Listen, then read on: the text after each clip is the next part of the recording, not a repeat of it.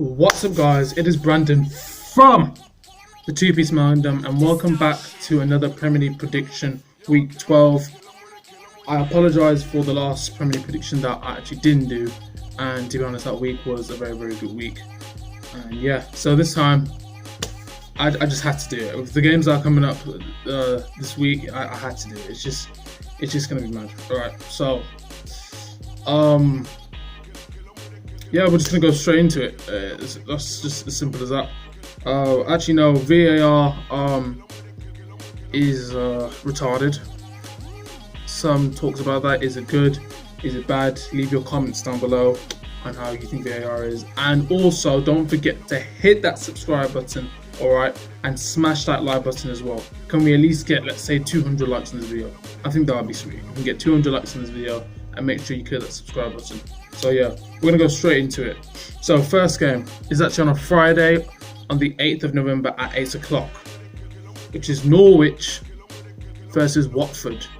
Now Norwich, they had a good start to the season until they started playing like bollocks. So essentially, you know the team is bad if they're losing against Manchester United.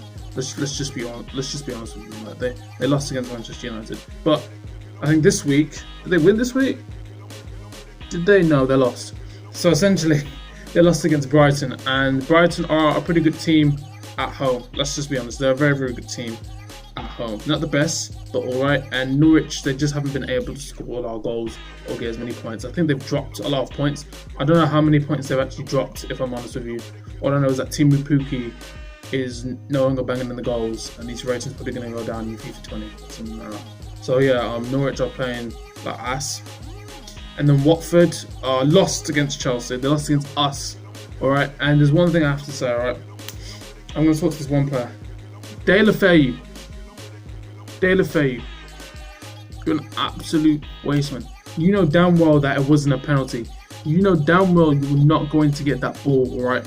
You knew you were not going to get that ball in a million years. All right. Jorginho literally tapped him. Minimum amount of contact, right? And then Mike Dean, the guy on VAR, who says, "Oh yeah, I've looked at it 6,000 times. I'm gonna give that a penalty, a different penalty." Made minimum amount of contacts, all right? Made a minimum amount of contact, and he was still going. He was still like running in his stride, and then he just fell down because he knows he's not going to get the ball. And Mike Dean goes to VAR. He checks it. Now referee goes to VAR. Mike Dean's in charge of the VAR thing, and he gives the penalty. And this is where I'm annoyed, because it should have been an easy 2-0 win.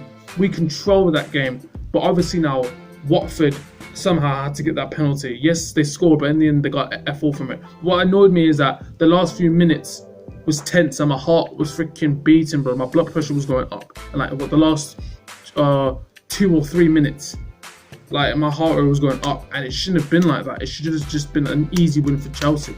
Fair enough, we were just too overconfident at the back, and we shouldn't have done that. We made things complicated for ourselves. I think it was just too overconfident. But still, that wasn't a penalty.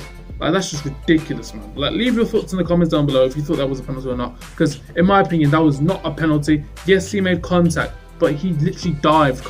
Let's be honest, man. He dived, man. He was not going to get that ball. All right, he was not going to get it, and he just dived. It's a waste, man. But either way, they lost, so they got no points, and they still haven't won a game. And that's how you know how desperate Watford are to actually score and actually get points. That they did that, and they still got F4 from it. No wins, all right? No wins at all. So they can go F themselves. They can't remember the last time they actually won a game. So do you know what I mean? Like, it's just peak like that. It's just the way it is. But do you know what? I don't really care. So since both teams are playing like ass, game's pretty much going to be ass. So essentially, I'm going to say Norwich 0, Watford 0. So yeah, simple as that. Now we're going to talk about Chelsea. Saturday, 9th of November, which I will be unable to watch. Chelsea versus Crystal Palace at Stamford Bridge, ladies and gentlemen. Now, I don't know if you noticed lately, but we've been on a roll. We've been kicking teams' arses, especially away. Tammy Abraham with his 9th goal of the season, by the way. But did you see Jorginho's ball? If you guys haven't seen Jorginho's ball, pause it, watch his assist for Tammy Abraham, and then come back to this video, because it was absolutely remarkable. It was absolutely remarkable. All right, that assist was just amazing. All right, I rate the goal because obviously he chipped Ben Foster, but it's just the assist. It was a first time pass. Man, imagine, as soon as the ball was going to come to him, you just saw Tammy just like, and then he just, oh my God, man, he just lifts it over. That's a Fabregas / David Beckham assist, you know. I'm not even taking the piss. That's what you call a ball blood, all right? And people were saying Jorginho was shot. Oh, Jorginho's this. Oh, he's crap. Or, well, look at him now.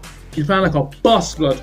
Jorginho and Kovacic play like a bus, but they dominated that midfield, man. They ruled that. They absolutely murked Watford's midfield. They just murked it, man. They literally ruled it, man. And we don't even miss Kante. We don't even miss Kante. That's the thing. We don't even miss him. All right, now he's got to work his way back into the squad, and he's supposed to be our best midfielder. And look how we're doing now. We're kicking ass, blood. We're kicking ass. All right. And Crystal Palace, they played well against Leicester, but Leicester City, they've been kicking ass as well, blood. That's why they just got murked 2-0. I saw the first goal. It was just shit defending from Gary Cahill. Hence the reason why we didn't play him. And, well, the second goal for Leicester City, but they couldn't really do shit about it. That was just good football.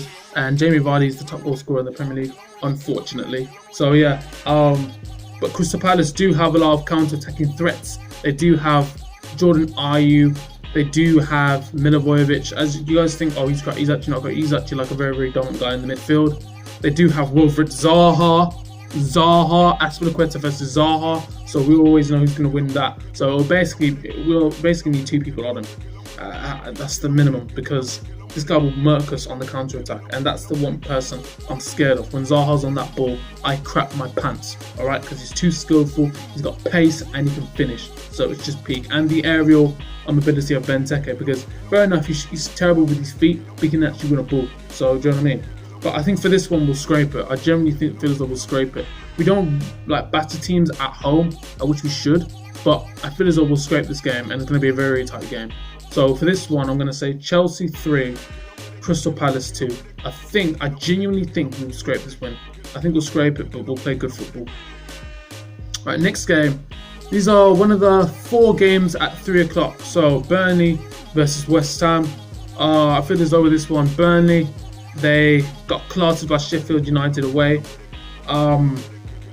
Yeah, they were poor in that game. Sheffield United played very, very good football. They are a hard team to beat. Who else? West Ham as well. They lost 3-2 against Newcastle at the stadium, at the Olympic Stadium, which I was shocked about because Newcastle's attack is normally dog shit. But the way West Ham played, to be honest with you, I didn't really watch it, but I saw the highlights of the goals, and some of the marking was terrible. I think for the set piece plays, I forgot who scored. I think it was Taylor or something like that. Like West Ham's marking was absolutely dreadful.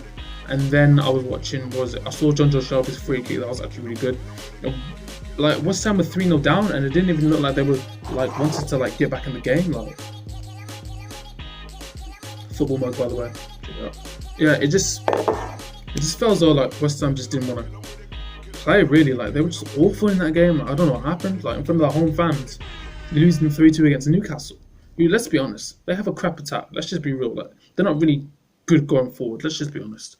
So for this game, since both teams played like dog wank and conceded 3 goals, I'm just going to put it like this. I'm going to say Burnley 1, West Ham 1. It's just as simple as that. Burnley 1, West Ham 1. They just play like ass. They just play like ass, let's just be honest. Alright. Now, another game. Newcastle versus Bournemouth. Now, with this one, Newcastle, as I talked about already, won their game at the Olympic Stadium against West Ham. That's actually a very, very good victory for Newcastle because, let's be honest, they didn't really get a lot of wins away. Let's just be honest. Most of the time they got murked. For them to get a win against West Ham, that was actually pretty good. I rate them. I actually rate Steve Bruce for that. Defensively, they're very, very good. Defensively, they're very, very organised. They frustrate you. They're stubborn. Defensively, they're very, very good. Because I remember when we played them at Stamford Bridge, we were finding it so hard to get past the defence. Hence the reason why we only scored 1 goal. But we should have scored more, if I'm honest with you. What else? Let's move on to Bournemouth. I actually watched that game, man. Bournemouth versus Manchester United. I forgot what the ground's called. Yeah. And Bournemouth played very good football. I think Man United were pressing very, very, very high. Were pressing very, very high at the start of the game. but then Bournemouth started to get into it a little bit more. I also used Callum Wilson a lot. I think it was Andre Gray that scored or something like that, was it? No, it was probably another geezer that scored, but if it was, I saw his goal, by the way. It was a very, very good goal, but I was kind of wondering why Manchester United gave him all that time to chest it down, flick it over his head and actually score. But fair enough, it was actually a good finish. So Bournemouth actually played very, very well, and their defence was all right. Manchester United didn't really come at them with a lot of pace and chances, if I'm honest with you. So, do you know what I mean? I mean, they had a few chances in the first half, but let's just be real, they didn't really make the most of them at all. Whereas Bournemouth made like most of their chances. They made the most out of their opportunities and the positions they had. So for this one, Newcastle are playing Bournemouth at St James's Park. So I'm gonna say Newcastle 0, Bournemouth 2. I think it's just gonna be one of those games. Honestly, I think it's gonna be one of those games where Newcastle, they defend for their life, but then Bournemouth will just slot 2 away. I think 2 goals from Callum Wilson, if I'm honest with you. All right, another team that's been struggling. Southampton versus Everton at the St Mary's Stadium. Now, this game, ladies and gentlemen, Southampton have been playing like ass. Well, against Man City, they actually played all right. At least they didn't get classed at 9-0 against Leicester. So, do you know what I mean? It's just, oh wait, no, they did. All right. So against Man City, they were just they weren't actually bad, really. Like, I don't know how you get classed at 9-0 against Leicester City. I know you're 10 men down, but you don't play that bad. And then you kind of make it really, really difficult for Man City, and Man City win 2-1. I was expecting Man City to just class Southampton, if I'm honest with you. And then the boys at Everton against Tottenham. I didn't actually watch that game, but I heard that Heung-min Son got sent off, so I think that changed the game a little bit, and it went in Everton's favour just a little bit more. And I'm not really sure how Everton played in that game, but I feel as though for them to get a draw against Tottenham says everything. It shows you Tottenham's form and their mentality at the moment. Dog wank as usual. And for these two teams, I don't really see Southampton actually getting a win. I don't see them getting a win or a point. It's just as simple as that. So for the final score for me is going to be Southampton 1, Everton 2. I feel as though Everton will come into the game and they'll come out Everton just a little bit more, if I'm honest with you. And I just feel as though Everton will be able to withstand that pressure, and Everton will just go out Southampton. The Southampton's defence is ass. Let's be honest, their defending isn't that good. And yeah, I think 2 goals from Alex Iwobi and 2 goals from Theo Walcott, if I'm honest with you. Alright, next game. Tottenham versus Sheffield United. Now, Tottenham have been playing like arse recently. Let's go back a little bit. Let's rewind these results, alright? Losing 7-2 against Bayern Munich at their home ground. Losing 2-0 away at Brighton. Did they win their last game against Crystal Palace? Yeah, I think they won against Crystal Palace. Leave a comment down below. And what else? Oh yeah, losing 2-1 against Liverpool. I think that was unfortunate for them. Losing 2-1. Was it 1-1 or 2-1? Yeah, I think it was 2-1 actually. Losing 2-1 against Liverpool. That was unlucky because I think that's where they played their best football. But Tottenham away on the road have just been terrible. Like, they just haven't picked up any points away. And I think that's where, see, with these top 6 teams, right, our away performances dictate whether we'll get into the top 4. Because home performances, let's be honest, the majority of us are dominant at home, alright? Arsenal fans, you can't really say that, but most of us are like dominant at like our home ground, right? But it's the away games that matter the most. That's why I'm so proud that we're busting these away games, because that just ensures that we're going to get into the top 4. We're literally coming out of away games, smashing majority of teams 3-2, 5-2, 4-2. Like, it's just mad how we're murking these teams. 4-1. We're just murking. That's Chelsea. We're murking teams 4-1. And with Tottenham, they're not doing that. They don't have the mentality to do that. I believe they have the players to do that. I mean, they've got Harry Kane, Heung-min Son, Lucas Moura. Dele Alli's not getting his act together. He's not the player that I saw last season. Like, he hasn't really been hitting the ground running as I usually see him as a cam. And with Sheffield United, they're a very, very tough team. They're a very, very tough team. I'm not gonna lie. And they play their football, man. They play their football really, really well, and they will go at you. They don't give a shit, man. Like, they'll go at you. They'll dominate you. Like, Honestly, if you give them the chance, they'll be at your claw, and it's just mad. So for this one, I think it's going to be a draw. I honestly think it's going to be a draw. So for this one, I'm going to say Tottenham 2, Sheffield United 2. It's going to be one of those games where Tottenham will struggle. They'll get goals, but Sheffield United will come back, and it's just that moment where someone just has a lapse of concentration and just focus just completely goes out the window, and then the chance just appears for one of the two teams to get the draw. So it's just as simple as that. All right. Next game, Leicester City versus Arsenal. Now, let me. Oh.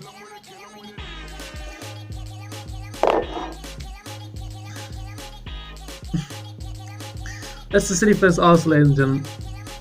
We're going to talk about we're going to talk about Leicester City first. Let's talk about Leicester City first. Leicester City, Brendan Rodgers' side. All right, Jamie Vardy. All right, James Maddison, Tillemans, Ndidi, Barnes, Ricardo. I can't pronounce the other centre back's name. Who else? Chilwell. All those other Donnies. And Gray. No, Garrett? Got his name. They've been playing like bosses. Brendan Rodgers' team, I've got that team working, man. Brendan Rodgers has got that team working. Alright? They look like a top 14. They look like the Leicester of 2015, 2016, alright? You know, the year we finished 10th. And the year they won the league. That's what they look like right now. They're kicking ass. They're kicking legitimate ass. And it's just mad. It's honestly mad the way they're just playing right now. They're playing with confidence, they're playing with flair. To go at Selhurst Park against Crystal Palace and get a 2-0 win, it's not easy. It's not easy. Because Crystal Palace are very, very good at their home ground. And Jamie Vardy, to get those goals going in, man, it's just mad. I think the main player for Leicester City, in my opinion, is James Maddison. He's a quality player. England needs to have him. I think Chelsea. That's a signing that Chelsea should make. James Maddison, because he's a sick cat. He's just sick. He's a sick forward. And Jamie Vardy as well, man. Jamie Vardy's just been banging the goals in, man. Classic number 9 striker. He's just been banging it in. Leicester City have been playing like bosses, man. It's just mad. Leicester City have been playing absolutely extraordinary, and it's just bloody insane. And to beat Crystal Palace 2-0, it's just mad. Now, we're going to talk about Arsenal. Arsenal. In their last 2 games, they have dropped 4 points. They've dropped 4 points in their last 2 games, ladies and gentlemen. Drawing 2-2 against Crystal Palace at the Emirates for the Xhaka incident. And then drawing 1-1 against Wolves. What does that say? Like, what does that honestly say? And he played Aubameyang, Ozil and Lacazette. But there was no Nicolas Pepe. And I was just thinking, yo, you got to play the 4. You got to play the 4 gunmen, because that's where the goals are going to come from. But let's not talk about the forwards just yet. Let's talk about the defence. Arsenal's defence is dog crap. It's absolute dog crap. You have 72 million and you spent it on a winger. Listen, that's not your most important part of the squad. The most important part of the squad is your defence, because your defence is ass, alright? You've conceded more goals away from home, and you've had the worst away record in the Premier League. I think not the worst, but like I think the second worst last season and the season before that, because your defence have been dog wank. This isn't the first time. Arsenal's defence have been dog wank for ages, man. I understand how, fair enough, it's the players and it's the manager at the same time. Manager doesn't know what he's doing. He's making dumb substitutions. I understand that, but at the same time, they need to focus on defence. They need to build that defence. They need to go into that January transfer window, either sack Emery's Clark, right? Sack Unai Emery's Clark, or buy a world-class defender. That's what they need to do. They need to buy a world-class defender. It's just as simple as that, ladies and gentlemen. It's literally just as simple as that. That's what Arsenal need to do, all right? And with their midfield, I heard that they're playing Terrell up front. Well, not up front, but high up the pitch when he's a DM. They just shouldn't be doing that. You should just stay in the defensive midfield. and he was playing Tierney and Bellerin. I mean, like Tierney, when he was against Adama Traore, that's not really fair. You really need like two men to double up on him because Adama Traore is a fast, skillful, strong individual, and he'll just burst past you with ease. I mean, look what he did to Man City at the Etihad. It's just mad. But Arsenal just need to fix up, man. Their team actually don't want blood. Like, honestly, they're going to get clattered by Leicester. They're going to get clattered. Like, I don't actually honestly see them even getting a point. If I was them, I'd just try and fight for the point. So that's it. I might as well just go for the draw because you don't see them winning the way Leicester are playing right now. So for this one, I'm going to say Leicester City 3, Arsenal 1. Arsenal will literally get clattered. I guarantee Aubameyang will probably score, but then there'll be 2 goals from Jamie Vardy and then a goal from James Maddison. It's just as simple as that. Arsenal are just playing like dog ass. They're playing like dog ones, man. Right, so on a Sunday, next game on a Sunday, Wolves versus Villa. Villa unlucky to actually seal the win because their defending was so shite. And I remember my friend said, "Oh, Tyrone Mings, he's a beast. Oh, he's sick. Oh, yeah, where was he now?" I didn't see him as a beast then. He blocked a few shots, but they couldn't hold on. So what do you expect? Wolves. Did Wolves win their game? Oh yeah, they drew against Arsenal. Yeah. A good result for Wolves, if I'm honest with you, coming to the Emirates because Arsenal are normally dominant at the Emirates. That's where they get most of their wins, and to get a draw from that is actually really, really good. I think for Aston Villa, it was just unlucky for them. Just as simple as that. I think they played good football. They defended really, really well, but Liverpool's quality shone through, and then Sadio Mane got the goal in the end. So it's just as simple as that. And yeah. So for that game, I'm gonna say Wolves 1, Aston Villa 2. I think Aston Villa will get a result at the Monarch Stadium against Wolves, and I think it'll be a goal from Wesley, a goal from John McGinn, because John McGinn's actually a very, very good midfielder. I actually watched him in the Liverpool game. He was actually very, very good.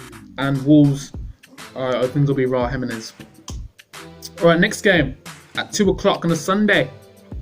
Manchester United versus Brighton. Now for this one, Man United just didn't do bits against Bournemouth. They were on the front foot, but then they let their foot off the gas a little bit and they just let Bournemouth come at them. Daniel James was making very, very good runs as well. I think they need to use him a lot more. Pereira missed an opportunity against Bournemouth, I think Martial and Rashford, their link-up plays very, very good. I think if Martial gets injured, then the Man United attack is pretty much dead. But they didn't really do a lot against Bournemouth, so, you know, it's just one of those things. And they're against Brighton at Old Trafford, and I think they'll get a result there, if I'm honest with you. Brighton winning their game against Norwich 2-0, but at Old Trafford's a very, very hard place to come at. But I feel as though with the way the Manchester United team have been recently, they haven't been terrible like they were before, but they've been all right. They've been just below average. That's where Manchester United are now. They still have problems, but they're just below average.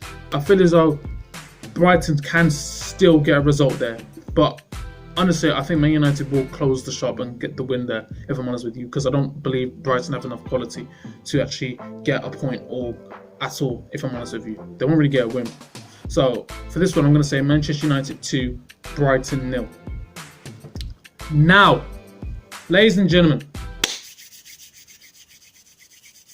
the big game, ladies and gentlemen, the top 2, right? The top 2. They had a thrilling title race last season. These 2 giant clubs with world-class players, ladies and gentlemen. Liverpool versus Manchester City at Anfield at 4:30 on a Sunday, ladies and gentlemen. On a Sunday. This shit is big, blood. This shit is big. Big freaking game. The top 2 go head to head. Klopp versus Pep. It's going to be freaking insane, ladies and gentlemen. This is the chance for Manchester City to close the gap. This is the chance for them to close the gap. Fair enough, we're only in October, but this is the chance for them to really close the gap. This is a must win for Manchester City. If I'm honest with you, it's a must freaking win, right? And Liverpool needs to win this game as well. Will Liverpool continue their unbeaten streak? Will Manchester City get the win? Liverpool's players: Salah, Mane, Firmino. For me, Firmino is one of the best players there because he actually assists the play. He does so much off the ball that it's ridiculous.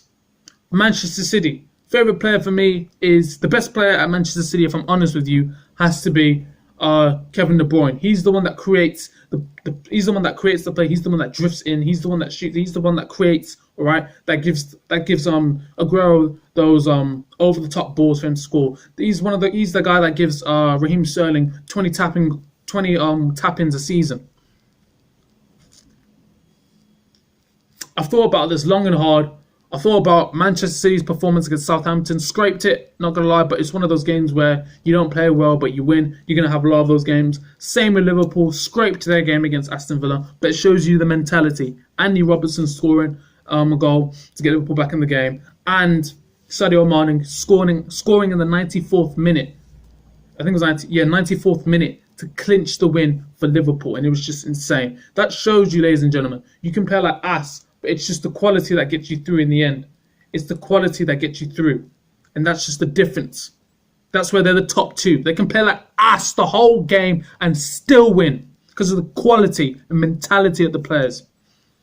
And for this one, right, Liverpool didn't play amazing against Villa, got the win. Man City didn't play amazing against Southampton, got the win. I'm just going to put it this way, right? The final score between Liverpool and Manchester City will be Liverpool 2, Manchester City 2. Simple as that. It will be a draw, ladies and gentlemen, all right? These teams are too freaking good. They have too many world-class quality players, all right? I reckon Firmino will score. Wijnaldum will score. And then for Man City, it'll be Kevin De Bruyne and Raheem Sterling that will score. Just as simple as that, ladies and gentlemen, all right?